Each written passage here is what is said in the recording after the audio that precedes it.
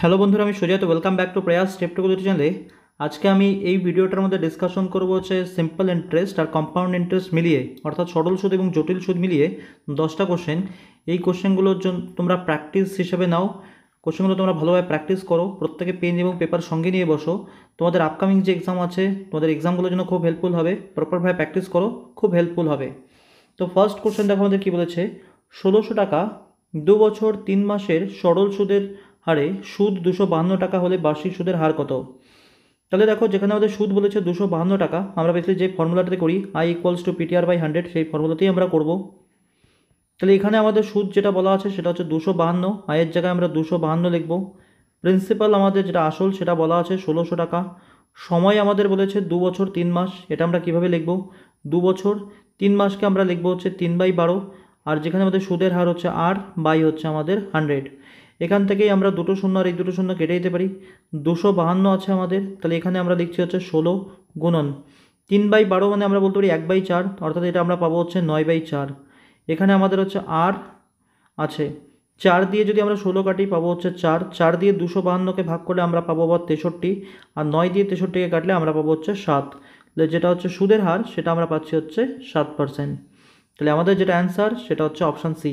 শুধু বেসিক যে আমাদের ফর্মুলা, সেই ফর্মুলাতেই হয়ে যাচ্ছে। তোমরা একটু খাতা কলমে প্রপারভাবে কাটাকাটি করো, দেখো খুব সহজেই আমাদের অ্যান্সার বেরিয়ে আসবে। তাহলে অপশান সি আমাদের অ্যান্সার। নেক্সট কোশ্চেন,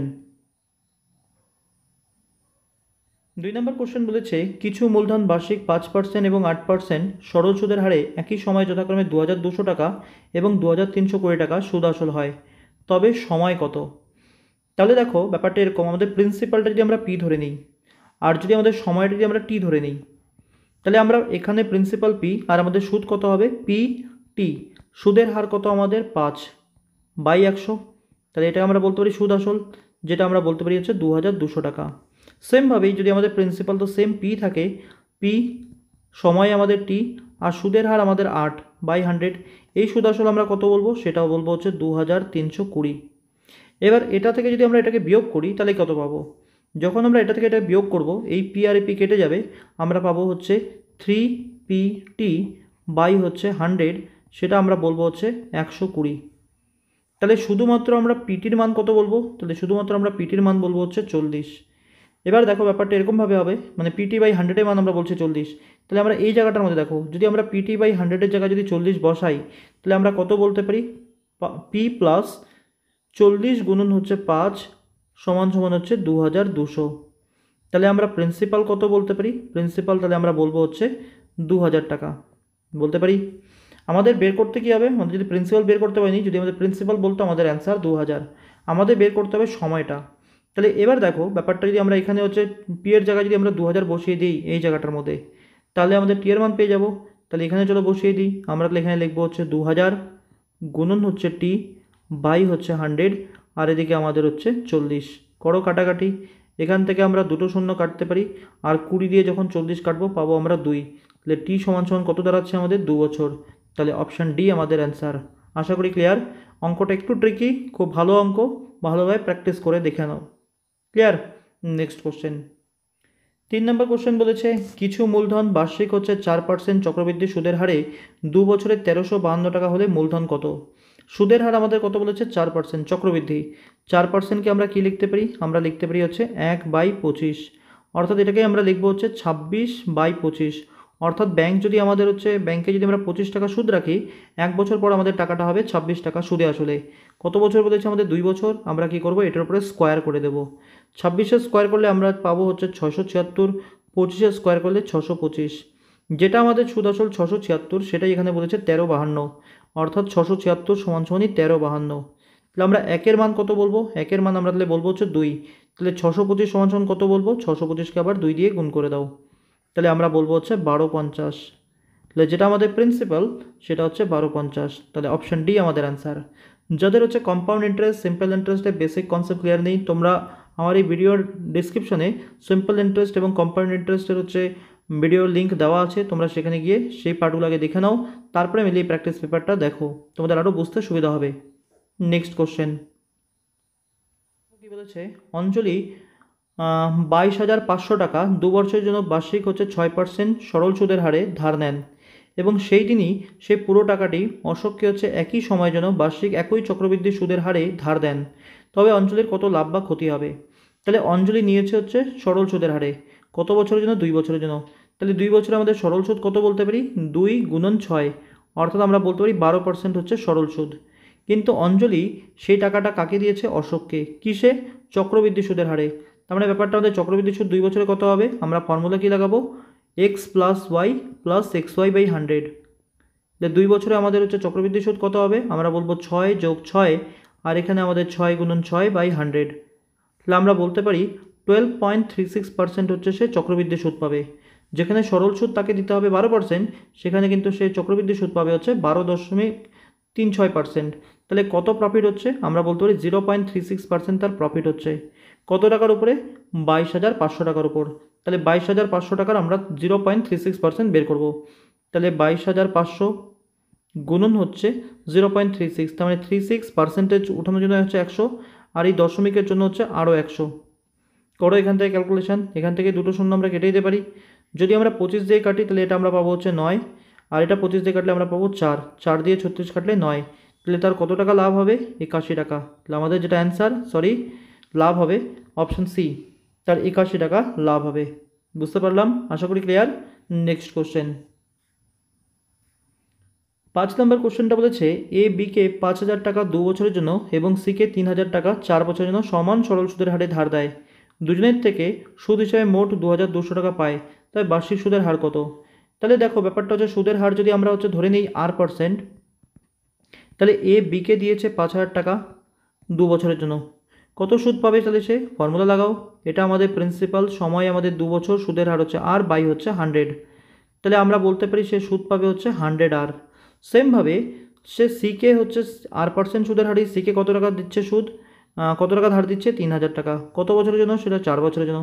তাহলে এখান থেকে আমরা কত পাবো? যদি আমরা ক্যালকুলেশন করি এখান থেকে দুটো শূন্য তো কেটেই যাবে, অর্থাৎ আমরা পাবো হচ্ছে 120R। তাহলে এখান থেকে 100R আর এখান থেকে 120R যোগ করলে আমরা কত পাবো? আমরা পাবো হচ্ছে 220R হচ্ছে টোটাল সুদ।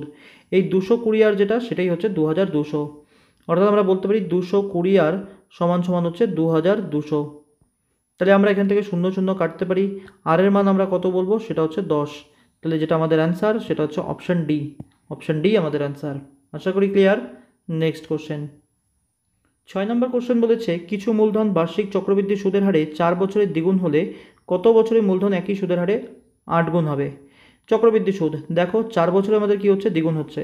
আজকে যদি আমি ব্যাংকে 1 টাকা রাখি, 4 বছর পর সেই টাকাটা আমাদের 2 টাকা হচ্ছে। তার ঠিক 4 বছর পর আমাদের সেটা আবার হবে 4 টাকা, আর তার ঠিক 4 বছর পর সেটা আমাদের হবে হচ্ছে 8 টাকা। কেন? কারণ আমরা আগেই বলেছিলাম যে সময় যদি আমরা হচ্ছে সেম রাখি, একই সময়ের গ্যাপে আমাদের আসল আর হচ্ছে সুদ আসলের অনুপাত কিন্তু সেমই থাকবে। এখানেও আমাদের আসল আর সুদ আসলের অনুপাত 1:2। সেমভাবে যদি আমরা এখান থেকে দেখি, এটা যদি আমরা আসল ধরি, এটা আমাদের সুদ আসল, এখানেও কিন্তু আমাদের রেশিও 1:2। সেমভাবে যদি এটা আমাদের আসল হয়, এটা যদি সুদ আসল হয়, এখানেও কিন্তু রেশিও আমাদের 1:2। তাহলে 4 বছর পর 1 টাকা হচ্ছে 2 টাকা, ঠিক 4 বছর পর 2 টাকা হবে 4 টাকা, আর তার ঠিক 4 বছর পর এই 4 টাকা আমাদের হবে 8 টাকা। আমাদের বলেছে কত গুণ হতে হবে? 8 গুণ। তাহলে 1 টাকা যদি আমাদের 8 গুণ হয়, মানে 8 টাকা হয়, কত বছর পরে? 4 বছর, 8 বছর, 12 বছর পর। তাহলে আমাদের অ্যান্সার অপশন বি। আশা করি ক্লিয়ার। নেক্সট কোশ্চেন, 7 নম্বর কোশ্চেন কি বলেছে? কিছু মূলধন সরল সুদের হারে 2 বছর এবং 3 বছরে যথাক্রমে 880 টাকা এবং 920 টাকায় পরিণত হয়, তবে মূলধনের পরিমাণ কত? তাহলে দেখো 2 বছরে আমাদের হচ্ছে যেখানে সুদে আসলে হচ্ছে 880 টাকা, 3 বছরে সেখানে সুদে আসলে আমাদের হচ্ছে 920 টাকা। তাহলে যদি আমরা 3 বছর থেকে 2 বছর মাইনাস করে দিই, আমরা বলতে পারি 1 বছরে আমরা সুদ কত পাচ্ছি? 920 থেকে 880 মাইনাস করে দাও, তাহলে আমরা বলতে পারি 1 বছরে আমরা সুদ পাচ্ছি 40 টাকা। 1 বছর যদি আমরা 40 টাকা পাই, তো 2 বছরে আমরা সুদ কত পাবো? 80 টাকা পাবো সুদ। তাহলে আমাদের 2 বছরে সুদে আসলে কত হয়েছে? 880। তাহলে 880 থেকে 80 মাইনাস করে দাও, তাহলে আমরা আসল কত বলবো? সেটা হচ্ছে 800 টাকা। তাহলে আমাদের যেটা অ্যান্সার সেটা হচ্ছে অপশান ডি। আশা করি ক্লিয়ার। নেক্সট কোশ্চেন, 8 নম্বর কোশ্চেনটা বলেছে বার্ষিক কত শতাংশ চক্রবৃদ্ধি সুদের হারে 2 বছরে 2,304 টাকা 2,500 টাকা হয়? তাহলে সময় আমাদের 2 বছর, যেখানে আমাদের মূলধন হচ্ছে 2,304, যেখানে আমাদের সুদে আসলে সেটা হবে 2,500 টাকা, অর্থাৎ 2,500 টাকা। তো এটার ক্ষেত্রে আমরা কি বলেছিলাম? আমরা প্রথমে লিখবো হচ্ছে অ্যামাউন্ট, উপরে নিচে লিখবো প্রিন্সিপাল। তাহলে আমাদের হচ্ছে যেটা বলেছে হচ্ছে 2500, আর এখানে আমাদের হচ্ছে প্রিন্সিপাল যেটা হচ্ছে 2304। আমরা কি করব, কাটাকাটি করব। 2 দিয়ে কাটলে এটাকে আমরা পাচ্ছি হচ্ছে 1250। এটা যদি আমরা 2 দিয়ে কাটি তাহলে আমরা কত পাবো, এখানে আমরা পাবো হচ্ছে 115, আর এদিকে আমাদের হচ্ছে 2, তাই পাচ্ছি। যদি এটাকে আবার আমরা 2 দিয়ে ভাগ করি তাহলে আমরা পাবো হচ্ছে 625, আর এটাকে যদি আমরা 2 দিয়ে ভাগ করি কত পাচ্ছি, তাহলে আমরা এদিকে আমরা পাবো হচ্ছে 5, এদিকে আমাদের হচ্ছে 7, তো এদিকে আমাদের হচ্ছে 6, 576। এবার দেখো আর কিছু আমাদের কাটাকাটি করার প্রয়োজন নেই, বা কাটাকাটি করতেও পারবো না। 625 আর 576, তাহলে এটাকে কি আমরা দেখতে পারি না 25/24, তার উপরে আমাদের স্কোয়ার। তাহলে এই আমাদের 2 বছর উল্লেখ করা আছে, তাই আমাদের পাওয়ার 2 হয়ে গেল। তার মানে আমরা এটা বলতে পারি, যদি আজকে আমরা ব্যাংকে 24 টাকা রেখে থাকি, 1 বছর পর ব্যাংক আমাকে দেবে 25 টাকা, অর্থাৎ ব্যাংক আমাকে সুদ ক টাকা দিচ্ছে, 1 টাকা। কত টাকার উপর, 24 টাকার উপর। আর পার্সেন্টেজ বের করার জন্য আবার 100 দিয়ে মাল্টিপ্লাই করো। এবার কাটাকাটি, 4 দিয়ে কাটলে এটা আমরা পাবো 25, তো 4 দিয়ে কাটলে আমরা পাবো হচ্ছে 6, অর্থাৎ 25/6 মানে আমরা বলতে পারি হচ্ছে 4/6%। তাহলে আমাদের যেটা অ্যান্সার সেটা হচ্ছে অপশান সি। আশা করি ক্লিয়ার। নেক্সট কোশ্চেন, 9 নম্বর কোশ্চেন বলেছে সরল সুদের হার 8% থেকে 7/3/4% হলে সুদ 61 টাকা 50 পয়সা কমে যায়, মূলধন কত? তাহলে ব্যাপারটা এরকম, যদি আমরা আসল যদি ধরে নিই 100 টাকা, যেখানে আমরা সুদ পাচ্ছিলাম আগে 8 টাকা করে, এখন আমরা সুদ পাচ্ছি হচ্ছে 7/3/4 টাকা করে। সুদ কত টাকা কম পাচ্ছি, 8 থেকে 7/3/4 মাইনাস করে দাও, কত পাবো, 8-এর থেকে 7 বিয়োগ করলে 1, আর 1-এর থেকে 3/4 বিয়োগ করলে আমরা পাবো 1/4 টাকা আমরা সুদ কম পাচ্ছি। এই 1/4 টাকা যেটা কম পাচ্ছি সেটাই আমাদের এখানে আবার 61 টাকা 50 পয়সা। তাহলে আমরা বলবো 1/4 সমান সমানই হচ্ছে 61/50। তাহলে আমরা 1-এর মান কত বলবো, 61/50কে আমরা গুণ করব 4 দিয়ে, 61/50কে আমরা গুণ করব 4 দিয়ে। তাহলে আমরা কত পাবো, 61/50কে যদি আমরা 4 দিয়ে গুণ করি কত পাবো, এদিকে আমরা পাচ্ছি হচ্ছে 4 × 4, আর এদিকে 4×6 = 24, অর্থাৎ 244, আর 2 246 টাকা। আমরা বের করব কার মান, 100-র মান। তাহলে আমরা 100 সমান সমান কত বলবো, সেটা আমরা বলবো হচ্ছে 2 4 6 2 0, অর্থাৎ 24,600 টাকা। তাহলে আমাদের যেটা অ্যান্সার সেটা হচ্ছে অপশান সি। আশা করি ক্লিয়ার। নেক্সট কোশ্চেন, 10 নম্বর কোশ্চেন বলেছে কিছু মূলধনের বার্ষিক 5% চক্রবৃদ্ধি সুদের হারে 2 বছরের সুদ 246 টাকা, একই মূলধনের বার্ষিক হচ্ছে 6% সরল সুদের হারে 3 বছরের সুদ কত হবে? তো দেখো ব্যাপারটা, যেখানে আমাদের সুদের হার হচ্ছে 5%, সময় আমাদের 2 বছর, তাহলে 5% মানে আমরা কত বলতে পারি, আমরা বলতে পারি হচ্ছে 1/20, অর্থাৎ আমরা বলতে পারি হচ্ছে 21/20। কত বছর বলেছে, 2 বছর, আমরা স্কোয়ার করব। তাহলে আমরা বলতে পারি হচ্ছে 21-এর স্কোয়ার হচ্ছে 441, আর 20 স্কোয়ার করলে 400। সুদ কত, আমরা বলবো 41 টাকা। তাহলে যেটা আমাদের 41 টাকা সেটাই কিন্তু এখানে আবার 246 টাকা। তাহলে আমরা 1-এর মান কত বলবো, 6। আমরা 400-র মান তাহলে কত বলবো, তাহলে 400-র মান আমরা বলবো কিন্তু 2400 টাকা। এটা আমাদের হচ্ছে আসলটা, আমরা মূলধন পেয়ে গেলাম 2400 টাকা। আমাদের কি বলেছে, একই মূলধনের বার্ষিক 6% সরল সুদের হারে 3 বছরের সুদ। তাহলে বার্ষিক যদি আমরা 6% করে সুদ পাই, 3 বছরে আমরা কত পাবো, 18%। কার 18%, এই 2400 টাকারই 18%। তাহলে 2400 টাকার আমরা বের করবো 18%, 2400 গুণন হচ্ছে 18 বাই আমাদের 100। এখান থেকে এই দুটো শূন্য কাটা, 4 আর 8 গুণ করলে আমরা ইউনিট ডিজিট বা একই ঘরে অঙ্ক কত পাবো, 2। আমাদের একমাত্র অপশান ডিতেই সেটা আছে, অর্থাৎ আমাদের যেটা অ্যান্সার হবে সেটা হচ্ছে 432। আশা করি ক্লিয়ার। তো এই হচ্ছে সিম্পল ইন্টারেস্ট এবং কম্পাউন্ড ইন্টারেস্ট মিলিয়ে 10টা অঙ্ক।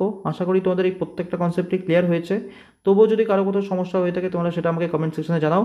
আর আমি আবার বলবো, যারা সিম্পল ইন্টারেস্ট বা কম্পাউন্ড ইন্টারেস্টের বেসিক কনসেপ্ট যাদের ক্লিয়ার নেই, তোমরা এই ভিডিওর ডিসক্রিপশনে সিম্পল ইন্টারেস্ট এবং কম্পাউন্ড ইন্টারেস্টের বেসিক অঙ্কগুলো আগে তোমরা দেখে আসো, তারপরে এই অঙ্কগুলো প্র্যাকটিস পেপারগুলো দেখা শুরু করো, তাহলে তোমরা বুঝতে পারবে, নাহলে কিন্তু অনেক জায়গায় আমাদের ক্লিয়ার হবে না। তো থ্যাংক ইউ। তোমাদের আবার একই অনুরোধ, যদি ভিডিওগুলো তোমাদের কোনো হেল্প করে, তোমাদের বন্ধুদের মধ্যে ভিডিওগুলো একটু শেয়ার করো, যাতে আমি তোমাদের থেকে একটা এনকারেজমেন্ট পেতে পারি। Thank you. নেক্সট ভিডিওতে আমাদের আবার দেখা হবে।